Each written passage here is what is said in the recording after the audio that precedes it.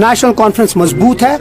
آغا روح اللہ صاحب اس تنظیم کے بہت سینئر لیڈر ہیں, پی اے سی ممبر ہیں, اور اس میں اس سے زیادہ باقی لوگوں کو کچھ کے بعد جس طرح بی جے پی کے گود میں بیٹھے. میں بہت عزت کرتا ہوں سجاد لون صاحب کی, 500 ووٹوں سے جیتے ہیں.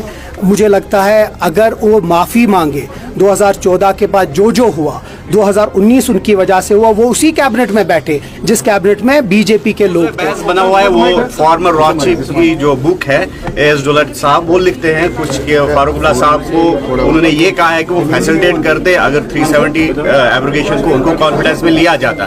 تو اس پر کیسے ریئیکٹ کریں گے؟ اگر اس آتھر کی آپ بک دیکھیں گے اور اگر آپ دیکھیں گے جب وہ اس میں لکھتا ہے وہ اپنی بات کو خود ہی کانٹرڈکٹ کرتا ہے. وہ اگر آپ آگے دیکھیں گے وہ لکھتا ہے کہ 7 مہینے گورنمنٹ آف انڈیا گوج کر رہی تھی فاروق عبداللہ صاحب کا سینس کیا ہوگا جب وہ جیل میں حراست میں تھے, جب وہ گپکار پہ بند تھے. اور 7 مہینے کے بعد فاروق عبداللہ صاحب نے پی اے جی ڈی کو آگے چلایا. اگر وہ بات ہوتی تو کیا پی اے جی ڈی وہ ایسے کرتے؟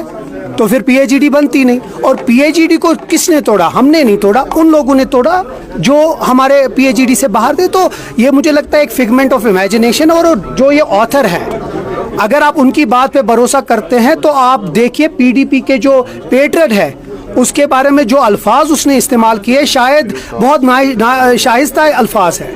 مجھے نہیں لگتا, جب ہم ان باتوں پہ بھروسہ نہیں کرتے, مجھے لگتا ہے پی ڈی پی بھی وہ جو دلت صاحب اس وقت مفتی صاحب کے خلاف بولا انہوں نے بات, تو مجھے لگتا ہے وہ صرف ریلیونس اپنے کرنا چاہتے ہیں. اٹس اے فگمنٹ آف امیجنیشن, اس میں کچھ نہیں ہے, اپنے آپ کی ریلیونس لانا چاہتے ہیں. یہ بک خود ہی اپنی بات کو کانٹرڈکٹ کرتا ہے. ریئلٹی سے زیادہ آپ کو لگتا ہے کہ فکشن زیادہ ہے؟ اگر ایسی بات ہوتی تو میں پھر سے کہہ رہا ہوں پی اے جی ڈی نہیں بنتی, پی اے جی ڈی آگے نہیں چلتی. اور فاروق عبداللہ صاحب نے پہلے دن سے پی اے جی ڈی اور یہاں کے جو جموں کشمیر میں ہوا 2019 میں اس کو ایک اسٹرانگ بٹریل مانا گیا, اور آج کی ڈیٹ میں بھی نیشنل کانفرنس اس بات پہ قائم دائم ہے. تو مجھے لگتا ہے یہ اپنی کتاب کو تھوڑا سا کنٹروورشل بنانے کے لیے